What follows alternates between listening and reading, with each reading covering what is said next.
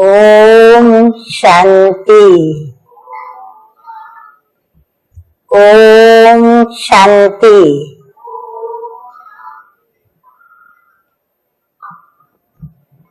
परम प्रिय परम पिता परमात्मा हम सर्व आत्माओं के परम पिता हैं, तो परम पिता के रूप में हम बच्चों को जो उनके पास खजाने हैं, प्रभु के पास जो खजाने हैं वो स्थूल खजाने नहीं, परंतु ज्ञान का खजाना, गुणों का खजाना, सर्व शक्तियों का खजाना। इस प्रकार हम बच्चों को जब वो इस सृष्टि पर आते हैं तो हम बच्चों को वर्षे के रूप में ये सारे खजाने देते हैं। और जब हम भक्ति करते हैं तो भक्ति मार्ग में भी हमें अल्पकाल के लिए प्रभु से ये खजाने प्राप्त होते हैं, क्योंकि श्रीमद् भगवद गीता में भी है कि जो भक्त मुझे जिस भी भावना से याद करता है या मेरी भक्ति करता है तो उनकी भावना का मैं भाड़ा अवश्य देता हूं, अर्थात उनकी भावना को मैं अवश्य पूर्ण करता हूं। और फिर हम जो भी भक्त के रूप में उनके आगे अपनी इच्छा या आशा या कोई मांग रखते हैं तो वो हमारी मांग इच्छा अवश्य पूरा करते हैं। और इसी प्रकार भक्त लगन से मगन होकर के प्रभु को याद करते हैं और प्रभु भी उन भक्तों के साथ अपना वह भावना का रिश्ता जोड़ते हुए उनकी भावनाओं को पूर्ण करते हुए एक अलौकिक रिश्ते और नाते में बंधे हुए रहते हैं। परंतु कभी कभी देखा जाता है कि हम भक्त के रूप में चाहे बच्चों के रूप में हम अपनी इच्छा और आशा की जिद पर भी आ जाते हैं। कभी जिद पर आते हैं तो हम प्रभु से यही चाहते हैं कि हमारी जो इच्छा है, हमारी जो आशा है वो हर हालत में पूरी हो, हमारी डिमांड पूरी की जाए। जैसे लौकिक में भी बच्चे होते हैं तो कोई बच्चे सरल होते हैं, अपनी डिमांड रखते हैं, अपनी इच्छा रखते हैं, अपनी आशा रखते हैं अपने लौकिक पिता के पास, माँ के पास। जैसे उनको वह इच्छा पूरी करनी होती है, जब करनी होती है, जितने समय में करनी होती है, वह उस समय के अनुरूप वह बच्चे की इच्छा को पूरी करते हैं। और वह बच्चा भी अपने सरल स्वभाव के कारण उस बात को स्वीकार कर लेता है। परंतु कई बच्चे ऐसे भी होते हैं जिनकी ये जिद रहती है कि मेरी इच्छा अभी पूरी की जाए, मैंने मांगा और मेरी इच्छा तुरंत पूरी हो जाए और उस इच्छा को माँ बाप के द्वारा पूर्ण कराने के लिए वह भिन्न भिन्न प्रकार से माँ बाप के आगे वह बातें रखता जाता है और आखिर माँ बाप को मनवाते ही रहता है। और यदि न माने तो अपनी जिद के आधार पर वो अपनी इच्छा को पूरी अवश्य करता है। तो मांग पूरी करने के पीछे दो प्रकार हो जाते हैं। एक माता पिता अपनी खुशी से बच्चे की मांग को पूरा करे और दूसरी जो बच्चे जिद करते हैं उनकी भी मांग को माँ बाप पूरा जरूर करते हैं, परंतु उसमें बच्चे की जिद जो है वो कारण बनती है और उस जिद के आधार पर वो मांग पूरी की जाती है। तो जरूर उसमें 19-20 फर्क तो पड़ ही जाता है। तो भक्ति में भी कई ऐसे प्रभु के भक्त जो बहुत एकाग्रता के साथ प्रभु से स्नेह करते हुए, प्रभु की लगन में मगन होते हुए, कोई भी आशा नहीं भी रखते और यदि रखते भी हैं तो वो सरल रहते हैं। प्रभु से यदि मिला तो भी वाह, और यदि प्रभु से उस प्राप्ति को करने में कुछ समय की देरी भी हुई तो भी वाह। वो दोनों ही हालातों में खुश रहता है। परंतु कोई कोई भक्त अपनी इच्छा को पूरी कराने के लिए प्रभु के आगे भी वह जिद पकड़ता है, वह हठ करता है, वह अपनी हठ से, अपनी जिद से, हर प्रकार से प्रभु से वह पाना चाहता है।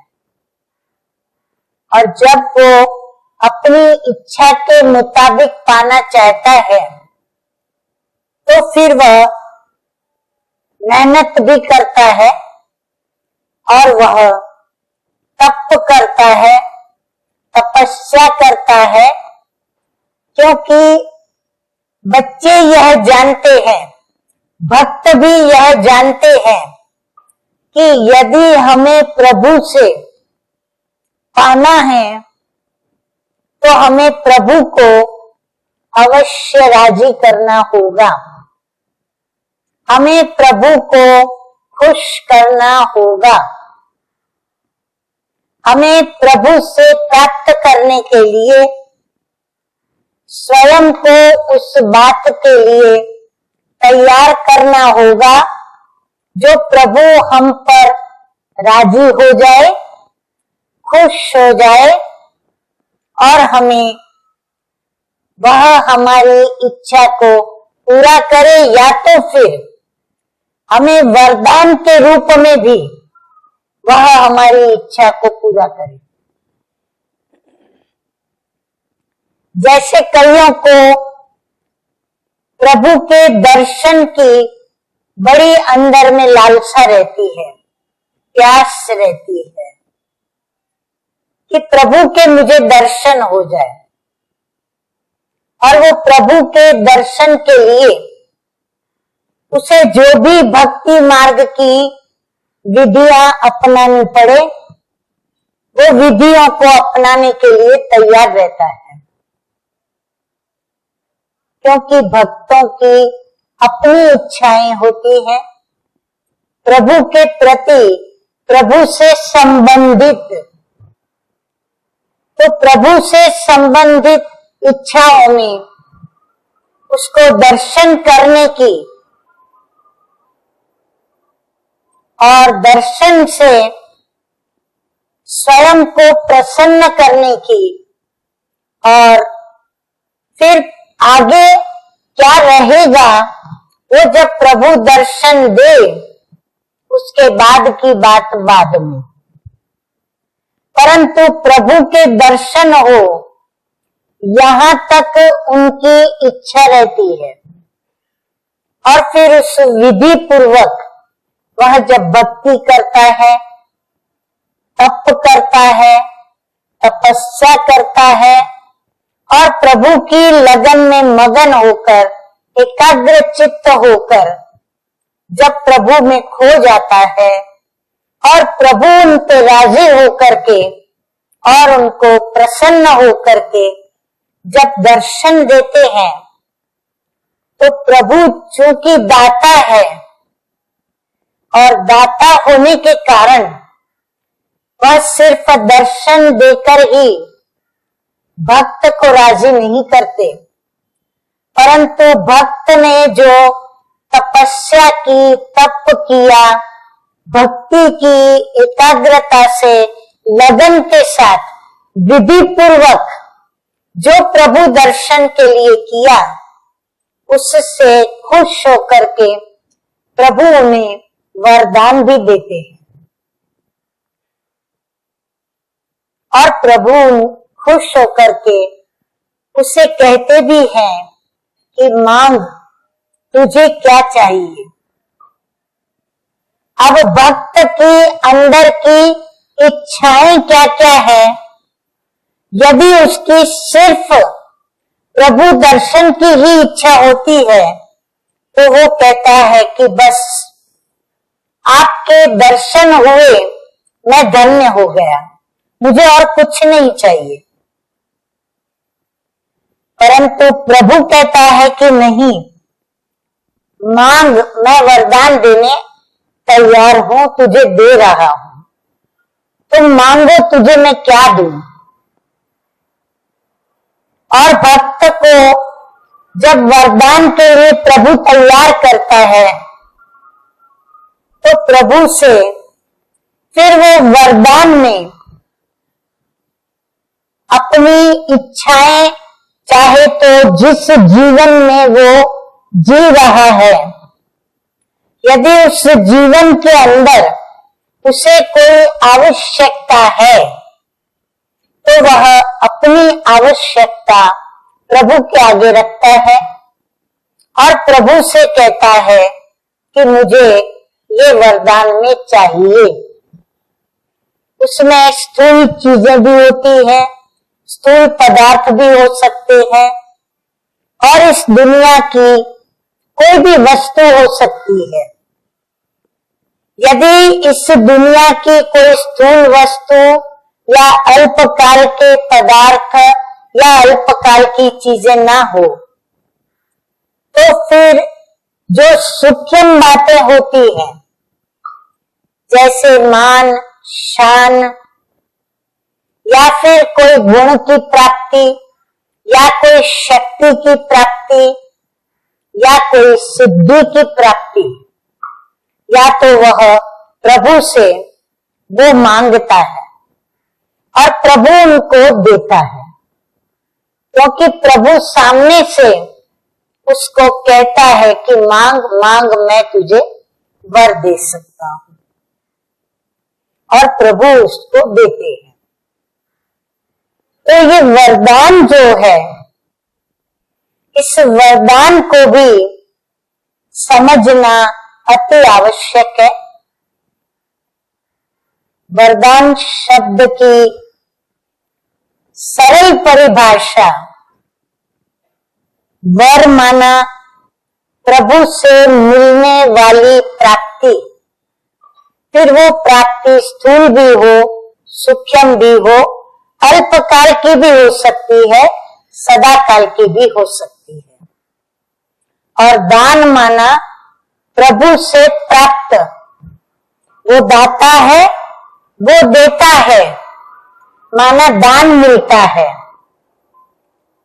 अब वो जो दान है वो दान हम प्राप्त करते हैं तो किस आधार पर हमें प्रभु से वर मिलता है, किस आधार पर दान मिलता है, ये भी जान लेना बहुत आवश्यक है। इतना तो निश्चित है कि प्रभु को राजी करने के लिए, प्रभु को प्रसन्न करने के लिए, प्रभु को खुश करने के लिए, ताकि वो हमें वर भी दे और हमें दान में हमने जो चाहा वो दे दे, अर्थात पूर्ण रूप से हमें वरदान की प्राप्ति हो। तो हमें उसके लिए मेहनत करनी पड़ती है और वह मेहनत है कि हम प्रभु को जो अच्छा लगे, प्रभु जिससे खुश हो, वो कर्म हम करें। जैसे लौकिक में भी माता पिता बच्चों पर तभी खुश होते हैं जब माता पिता की आज्ञा पर बच्चे चलते हैं, सच्चरित्र होके चलते हैं, माता पिता के गुणों को फॉलो करते हैं, माता पिता जो कहते हैं वो करते हैं और माता पिता के नाम को जो रोशन करते हैं, तो माता पिता भी उन बच्चों के ऊपर खुश होते हैं और अपनी स्व इच्छा से बिना मांगे उसको देते रहते हैं। परंतु जो बच्चे ये नहीं करते तो उनको फिर जिद पकड़नी पड़ती है, क्योंकि उनकी कोई ना कोई कमी के कारण, किसी न किसी कमजोरी के कारण वो अपने माता पिता को इतनी सरलता के साथ राजी नहीं कर सकते, इसीलिए उनको मेहनत करनी पड़ती और वो मेहनत एक तप बन जाता है जब वो भक्त भक्ति करता है तो, और वो तप करता है और उस तप को तब तक करता है जब तक उसके तप का फल उसे प्राप्त नहीं होता। वो तपस्या की विधि तब तक चलती है उसकी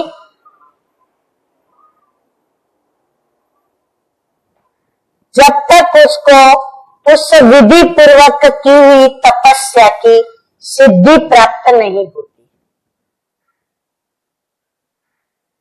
तो प्रभु से यदि हमें वरदान चाहिए तो दो तरीके हैं।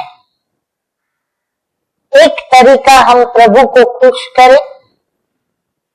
अब खुश कैसे करें? हम समझें कि हम प्रभु को धन देकर के खुश कर सकते हैं, या हम प्रभु को लालच देकर इस संसार के भिन्न भिन्न पदार्थ उनके आगे रखकर वो वस्तुएं उनको देकर हम खुश कर सकते हैं, तो ये हमारी गलती होगी। प्रभु देने वाला दाता है, उसको हम कुछ भी नहीं दे सकते। हाँ, यदि निस्वार्थ भाव से फल की इच्छा बिना यदि हम स्वयं का भाग्य बनाने हेतु और सेवा हेतु या अन्य आत्माओं के कल्याण के लिए यदि हम प्रभु अर्थ कुछ करते हैं तो वो हम कर सकते हैं। अन्यथा प्रभु को हम इन पदार्थों से, चीजों से, वस्तुओं से, धन संपत्ति से हम समझें कि हम प्रभु को खुश करें, नहीं। प्रभु हमारी भावनाओं का भूखा है। प्रभु हमारी भावनाओं को देखता है। प्रभु हमारे हृदय के, हम आत्माओं के प्यार को, स्नेह को देखता है। हम आत्माओं की हम भक्ति करते हैं तो हमारी भक्ति की लगन देखता है। उस पिता के प्रति हम जो अंदर में एक आज्ञाकारी बच्चा होता है, प्रामाणिक बच्चा होता है, जो सच्चाई और सफाई के साथ प्रभु को याद करता है, प्रभु हमारे वह गुण देखता है, प्रभु हमारी वो सच्चाई सफाई देखता है, हमारी अंदर की भावनाओं को वो देखता है और हमारी भावनाओं को देखते हुए वो हमें फल की प्राप्ति कराता है। तो प्रभु से यदि हमें वरदान चाहिए तो या तो हम पहले प्रभु को गुणों से और प्रभु की जो चाहना है, प्रभु जिससे खुश होते हैं, उन गुणों को, शक्तियों को, बातों को अपनाकर और हम प्रभु को खुश कर सकते हैं। कई बार ऐसा भी होता है कि एक व्यक्ति के कारण अनेकों को प्रभु की भक्ति का फल मिल जाता है। कहते हैं तेरे भाणे सर्व का भला। यदि वो भक्त बहुत शक्तिशाली होता है, अनन्य भक्त होता है, या फिर वह बच्चा प्रभु को आज्ञाकारिता से चलने वाला होता है, सच्चाई सफाई वाला होता है, और वो यदि प्रभु को याद करता है या प्रभु से वो ऐसा अपना रिश्ता जोड़ता है, तो प्रभु खुश होकर के और उसकी इच्छाओं को पूर्ण करता है।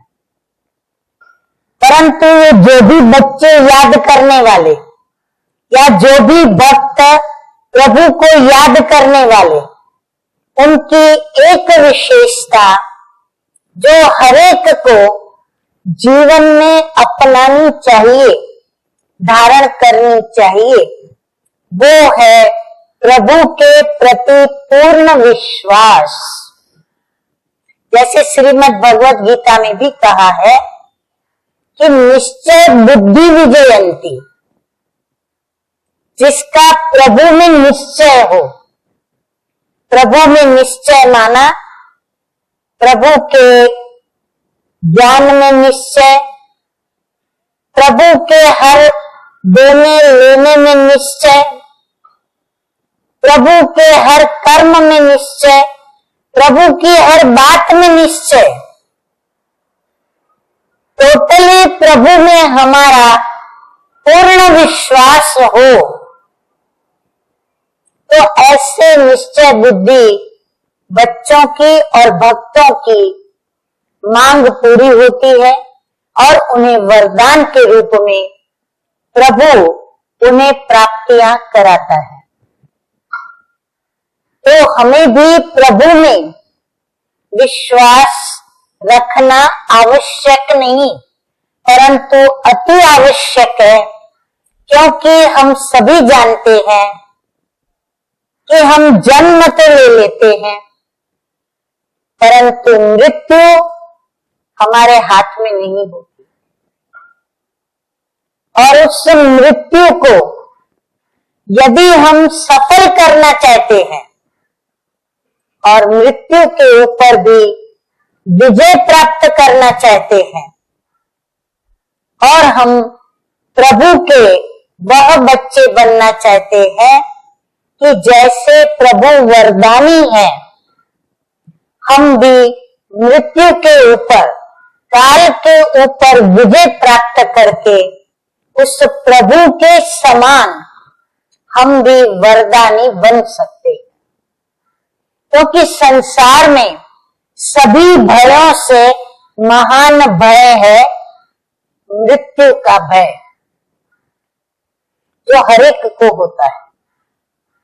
परंतु जो सच्चे भक्त हैं, जो प्रभु के सच्चे बच्चे हैं, वो इस मृत्यु के भय से भी कभी भयभीत नहीं होते, क्योंकि उनका प्रभु में भी विश्वास है और प्रभु के दिए हुए ज्ञान में भी विश्वास है। और प्रभु का ज्ञान यही ज्ञान है कि हम परमपिता परमात्मा की संतान, वो परम आत्मा है और हम आत्मा है। जैसे वो अजर अमर अविनाशी है, ज्योति स्वरूप है, ज्योति पुंज है, वैसे हम आत्माएं भी एक ज्योति है। हम भी अजर अमर अविनाशी है। तो हम अपने अस्तित्व में विश्वास रखें, प्रैक्टिकल कर्म के रीति से, यानी इस शरीर को हम मालिक बन करके और इस शरीर को चलाएं।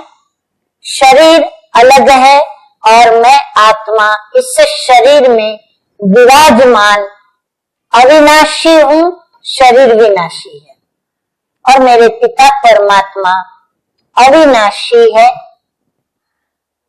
तो मैं उस पिता को, स्वयं को आत्मा स्वरूप में स्थित होकर के और फिर याद करूं। जैसे भक्त लगन में मगन होकर जब तपस्या करता है तो उस समय वह सब कुछ भूल जाता है, अपने को, अपने परिवार को, दुनिया को, देह को, दैहिक दुनिया को, सिर्फ प्रभु मैं हो जाता है। ऐसे ही वो बच्चा भी जब याद करता है तो प्रभु मैं होकर के याद करता है। और जब ऐसे प्रभु मैं होकर के याद करते तो वो विश्वास जागृत रहता है और वह विश्वास प्रभु के प्रति होता है, स्वयं के प्रति भी होता है और यही विश्वास उसे विजय दिलाता है। तो इसीलिए प्रभु से वरदान देवताओं को भी प्राप्त होता है तो दानवों को भी प्राप्त होता है, असुरों को भी मिलता है, क्योंकि भगवान भावना को देखता है, भक्ति देखता, तप देखता, तपस्या देखता, उनकी लगन को देखता। परंतु प्रभु बोला है, दानवों को भी वरदान देता और देवताओं को भी देता। बोला इसलिए कहा गया कि वो एक माता पिता है और माता पिता होने के कारण बच्चों से न्याय करने के समय वो निष्पक्ष भोला बन करके करता है। भोलानाथ है तो निष्पक्षता है और निर्भेद वो न्याय करके दोनों को समान दे देता है। परंतु दानव जब वरदान को प्राप्त करता है प्रभु के द्वारा तो वो चूंकि दानव है तो उसका उपयोग वो नकारात्मकता के लिए ही करता है और देवता चूंकि वो सकारात्मक है तो वो पुण्य के लिए, सेवा के लिए ही उसका उपयोग करता है। तो परमपिता परमात्मा को उस असुर से बचाने के लिए उस दिए हुए वरदान में बड़ा युक्ति युक्त एक ऐसा सौदा करना पड़ता है उस दानव के साथ, ताकि वो दानव किसी का कुछ भी बिगाड़ न सके और सौदा करके फिर उस दानव को वरदान देता है। और वह दानव मोटी बुद्धि होने के कारण उस सौदे के साथ उस वरदान को प्राप्त करता है और उस सौदे में वो हार खाता है, क्योंकि वो नकारात्मक होने के कारण उसकी हार हो जाती है। और देवी देवताएं या तो जो भी उस दानव के गुलाम बनकर या उस दानव के अनेक प्रकार के कष्टों से जो दुखी हैं, त्राही हैं, उनको बचाने के लिए वो वरदान काम में आ जाता है। तो इसीलिए हम भी वरदान को अवश्य प्राप्त करें, परंतु वरदान को पाने के पश्चात हम उस वरदान का उपयोग करने के लिए सदा सकारात्मक रहें और उस वरदान को संभाल के रखना यह हमारे ऊपर डिपेंड करता है। हम जितना उसको संजो के रखेंगे, जितना उसका सकारात्मक उपयोग करेंगे, ये वरदान दुगुना चौगुना वृद्धि को प्राप्त करता जाता है।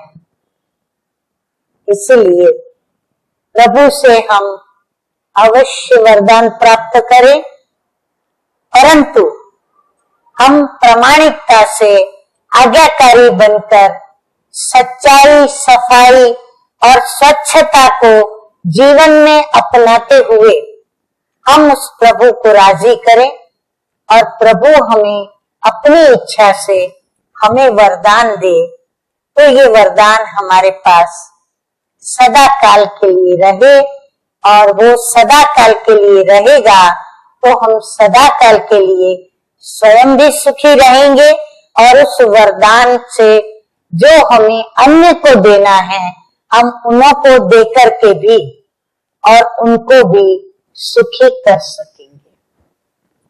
ओम शांति, ओम शांति।